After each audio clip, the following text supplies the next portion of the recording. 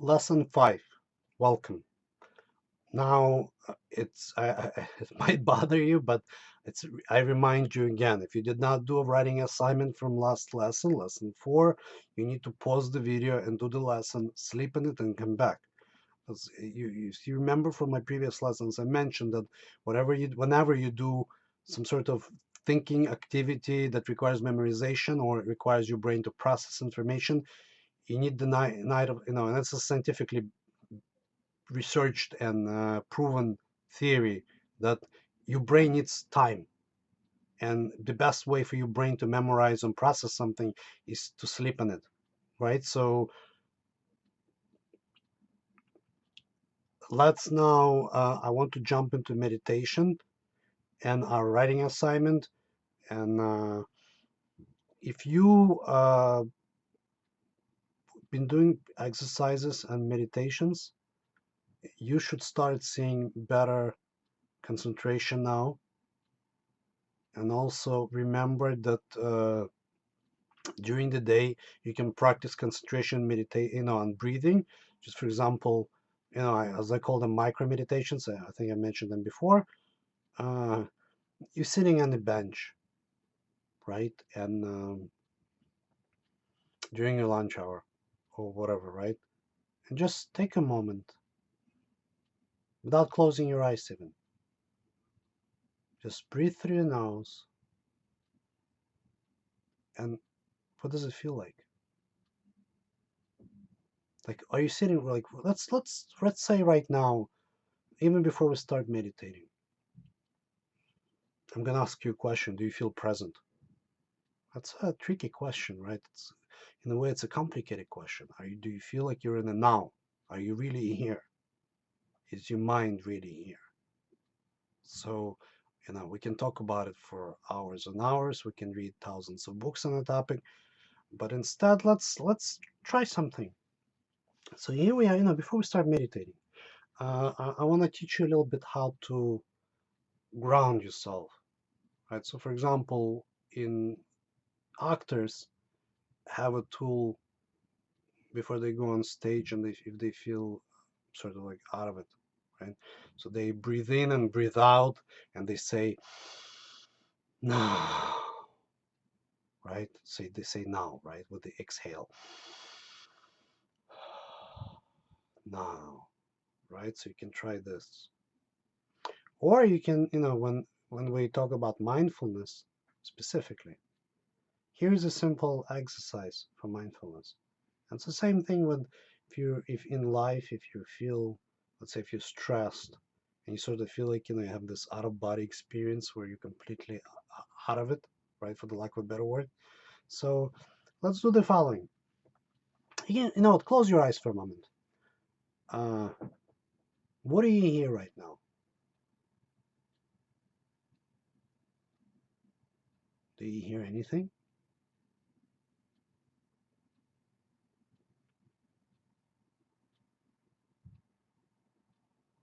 How does your feet feel? Are they on the floor? Are you wearing shoes?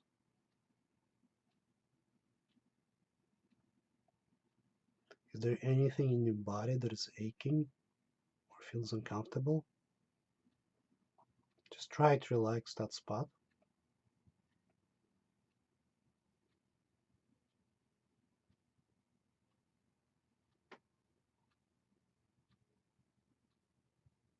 How does your spine feel? Are you keeping it straight? If not, please straighten it. How are your shoulders? Are they tense? Try to relax them.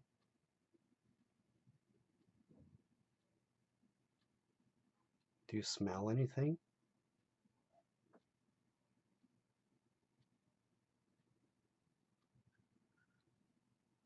So as you become more aware of things around you, right? So it's sort of like you start feeling more present, right? So you can continue this exercise, when you're walking, let's say in the forest, for example, and you can try to, there's actually, it's psychologically proven. I also, exercise, but for example, if you in the forest, right? I'm giving you forests as an example. I'm not obsessed with forests, but and you want to remember a particular tree.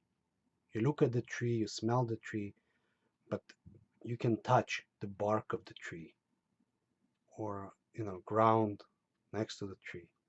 The sensory experience, it brings you into reality, right? So that's why when you walk in the in the forest or hiking, don't listen to music or take it all in.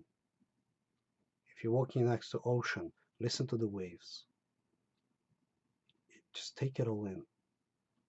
Just be there. It will make the whole experience much more pleasant and it will stay in your memory. So here's what we're gonna do. We are going to meditate for 14 minutes and then we're gonna do our writing assignment. So please close your eyes. Again, reminders, pen, piece of paper, earplugs if needed, eye drops if your eyes hurt. Pause the video, put eye drops in. Your eyes will be so much more grateful to you when you're done meditation. You'll actually rest. Spine straight, remember, must. This is a must. Everything else is, negotiable. This is a must because otherwise your breathing will be completely off. You breathe in through your nostrils. You're not forcing it. By now you should probably figure that out already. You know how to do it in your case. All right. Now I'm gonna start the timer and I'll see you on the other side.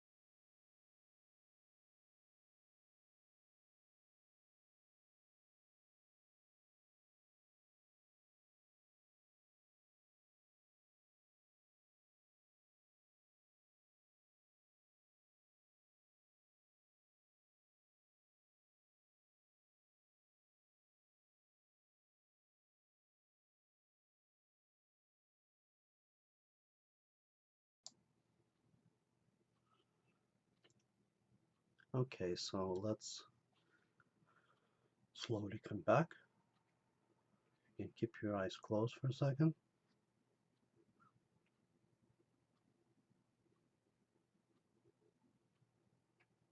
Just, take your time, no rush.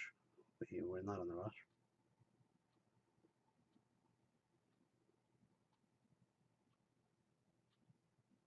So, in the next couple of lessons, I'll start reading for you some Zen stories.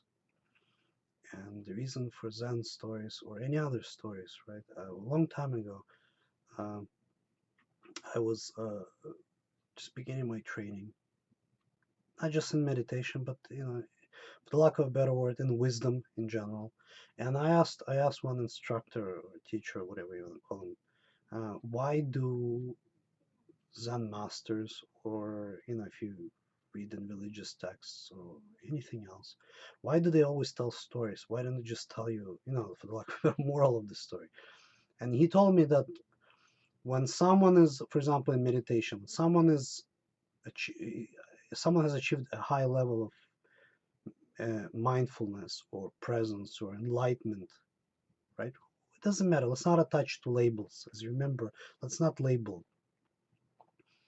It's very hard for this person to explain to you how they feel or even how they got there in a way, because once they're there, it's not immediately apparent to them how they got. They know they're there, but they don't know how they got there necessarily. So what they do is they tell you stories trying to get you in the same state of mind that led them there. Because in reality, when you achieve mindfulness, you don't really know how you got there. You just know you're there. And also, if you start thinking too much about it, you're going to lose it. It's when in acting, if you ever took acting classes in college or whatever, they tell you that the second you realize you're acting, you're no longer acting, you're out of it, right? So you became too self-aware. So they tell you stories to get you there. Okay, so I'll start telling you some stories in the next couple of lessons, because as you meditate, I want you to start feeling and seeing where where is it that we're going, right? Towards what? Okay, so let's move on. Now, that's a big one. Writing assignments, fear risks. So risks are very complicating because risks sound scary in themselves, but there's two sides to every coin, right? So on the other hand, if you don't take risks, things don't really happen for you. Like I always tell people in business and in life in general, if everything you try always happens for you, it means you're just not trying, you're not aiming high enough. When you're aiming high enough, there'll be some certain percent of unsuccessful attempts. Let's not use the word failed. Let's say unsuccessful attempts. Okay, and you can use the attempts to learn from them, right? Because if something didn't go your way, and I'm gonna have another course on projects and management and risks, and but the point being is that number one, and because I want to stay within meditation for this one, number one, if you don't, if you never have unsuccessful attempts, means you're not aiming high enough. So if you meditate for 2 minutes and you're always succeeding, it means you need to increase your time, because you need to get to the point where your mind starts being challenged and your mind, monkey mind starts going crazy. So you need to increase your time.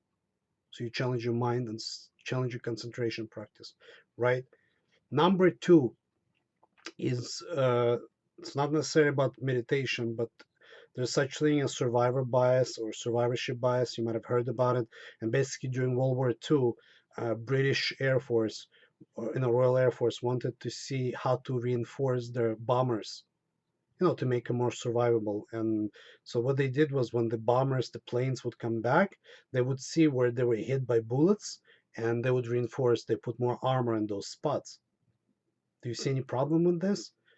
Well, of course, because the planes that came back, that's not the issue. You want to know about the planes that did not come back and what happened to them? Where did they get hit? Right? So basically, survivor bias is you bias because you only base your assumptions or ideas or hypotheses based on what you see.